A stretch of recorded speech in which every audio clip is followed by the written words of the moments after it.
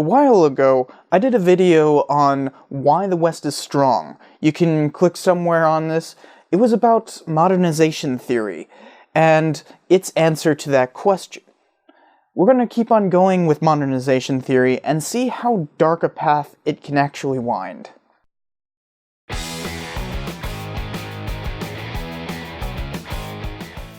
Hey, Cypher here. This is actually going to be part of a two-part series. One on how modernization theory tries to say that the rest of the world didn't modernize. And in the next, I'm just going to totally destroy it. Right, well, let's get on with it then. As a refresher, modernization theory says that Europe developed some sort of special ideology that allowed them to dominate the rest of the world. The problem with that is why the rest of the world never developed that ideology themselves. Modernization theorists turn to what is called Oriental Despotism to answer that question. As with the last time, I'm not going to be critical. At least yet. Simply put, Oriental Despotism is the idea that certain climates or cultures are prone to autocratic rule by the natural progression of civilization. Their region or customs have a particular trend towards despotic rule. This may seem arbitrary or just plain racist, but numerous historians have in the past believed in it fervently, and most history teachers today still do. So let's be a little forgiving for the initial connotations. The theory of Oriental despotism reaches back all the way to Aristotle, who said that the tropics were way too freaking hot for anybody to work, so they would never be able to achieve great civilization status because they were just too hot. So the idea is that they would have harsh rulers who would impose particularly stringent regulation to make people work. This is obviously incorrect, but the idea has actually persisted in a number of ways. Ultimately, the idea was distilled into its current form by Karl Marx. He claimed that there was an Asiatic form of production. The idea is that the means of production in the Orient require a dictator of some sort to maintain a particular surplus to guard safe society. For example, in Egypt, the planting of seeds had to be precisely timed with the regular flooding of the Nile.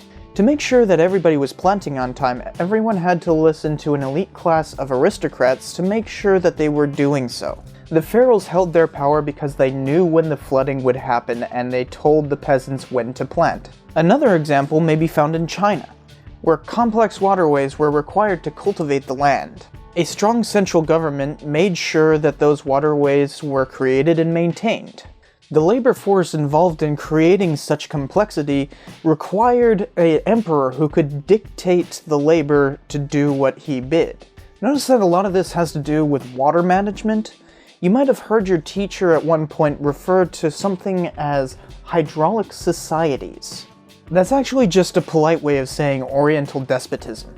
To make sure that water was going where it needed to go, places like India, China, and the Middle East had to have dictators who made sure that the water was managed in a particular way. This inevitably led to despotism, and civilization was never able to progress into modernity, at least in the Orient. At least according to modernization theorists. As I said in the last video, this is extremely controversial. Most high school teachers still believe it, but most historians who actually study this kind of thing absolutely despise this idea. If you think about the theory of Oriental despotism, I'm sure you can come up with a number of ways that it's wrong. But don't worry, there's going to be a rebuke in the next episode. Trust me, the person that we're going to be looking at utterly destroyed modernization theory. Sometimes historians move away from theories before the rest of the world can adjust. Mostly because the rest of the world is often stuck in their old ways. You know, the whole, that's not my history kind of thing. So be sure to subscribe to see the next episode, and hit that like button. And also tell me what you think about this. Do you have a defense of Oriental despotism, or do you think it's just outright wrong? Let me know in the comments below, and I'll see you next time.